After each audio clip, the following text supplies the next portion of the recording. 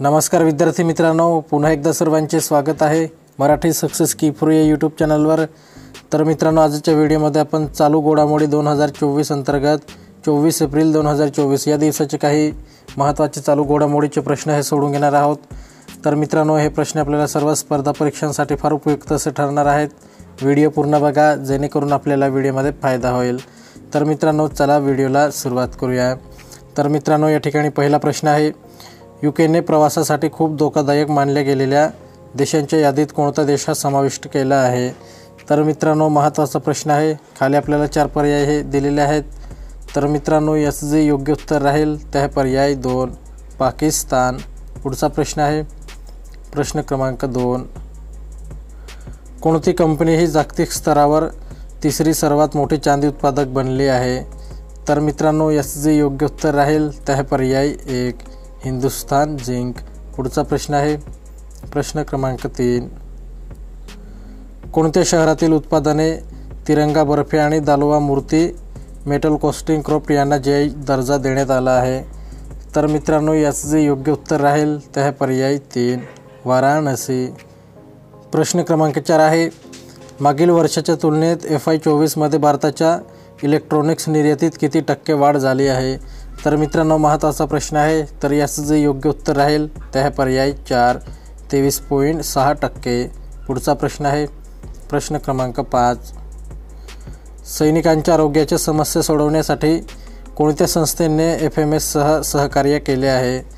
तर मित्रांनो, याचं जे योग्य उत्तर राहील ते आहे पर्याय 4 IIT कानपूर। पुढचा प्रश्न आहे प्रश्न क्रमांक 6, 18 एप्रिल 2024 रोजी 25 मीटरपेक्षा कमी लिंबो स्केटिंगचा नवीन जागतिक विक्रम हा कोणी केला आहे?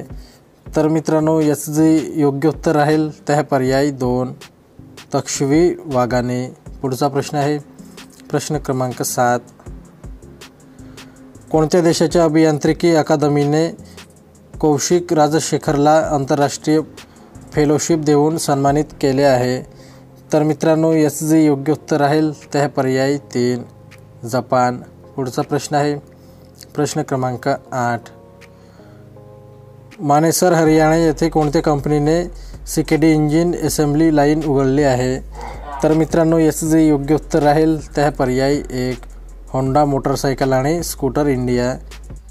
प्रश्न क्रमांक 9 आहे, पेमेंट ॲग्रिगेटर परवान्यासाठी कोणत्या फिनटेक स्टार्टअपला तत्वत मान्यता मिळाली आहे? तर मित्रांनो, याचं जे योग्य उत्तर राहील ते आहे पर्याय 2 CRED। पुढचा प्रश्न आहे प्रश्न क्रमांक 10, राष्ट्रीय सुरक्षा रक्षक NSGचे महासंचालक म्हणून कोणाची नियुक्ती करण्यात आली आहे? तर मित्रांनो, याचं जे योग्य उत्तर राहील ते आहे पर्याय 1 नलिन प्रभात। पुढचा प्रश्न आहे प्रश्न क्रमांक 11, इंटेलमध्ये भारत क्षेत्रासाठी उपाध्यक्ष आणि व्यवस्थापकीय संचालक म्हणून कोणाची नियुक्ती करण्यात आली आहे? तर मित्रांनो, याचं जे योग्य उत्तर राहील ते आहे पर्याय 4 संतोष विश्वनाथन। प्रश्न क्रमांक 12 आहे, नासाचे ड्रॅगनफ्लाय रोटोक्राफ्ट मशीन कोणता चंद्र शोधण्यासाठी तयार आहे? तर मित्रांनो, याचं जे योग्य उत्तर राहील ते आहे पर्याय 3 टायटन। पुढचा प्रश्न आहे प्रश्न क्रमांक 13, कोणत्या देशाचे अभियंते आणि शास्त्रज्ञांनी मोबाईल टॉवरशिवाय कॉल करण्यासाठी स्मार्टफोन सक्षम करणारा जगातील पहिला उपग्रह तयार केला आहे? तर मित्रांनो, याचं जे योग्य उत्तर राहील ते आहे पर्याय 4 चीन। पुढचा प्रश्न आहे प्रश्न क्रमांक 14, भारतात दरवर्षी राष्ट्रीय नागरी सेवा दिवस कधी साजरा केला जातो? तर मित्रांनो, याचं जे योग्य उत्तर राहील ते आहे पर्याय 2 21 एप्रिल। पुढचा प्रश्न आहे प्रश्न क्रमांक 15, युरोपियन खगोलशास्त्रज्ञांनी आपल्या आकाशगंगेमध्ये शोधलेल्या सर्वात मोठ्या तारकीय कृष्णविवराचे नाव हे काय आहे? तर मित्रांनो, याचं जे योग्य उत्तर राहील ते आहे पर्याय 1 BH3। पुढचा प्रश्न आहे प्रश्न क्रमांक 16, कोणत्या संस्थेने NPCIच्या सहकार्याने NCMC सक्षम डेबिट आणि प्रीपेड कार्ड लॉन्च केले आहेत? तर मित्रांनो, याचं जे योग्य उत्तर राहील ते आहे पर्याय 1 एअरटेल पेमेंट बँक. पुढचा प्रश्न आहे प्रश्न क्रमांक 17. RBIने धनलक्ष्मी बँकेचे नवीन व्यवस्थापकीय संचालक आणि CEO म्हणून कोणाला मान्यता दिली आहे?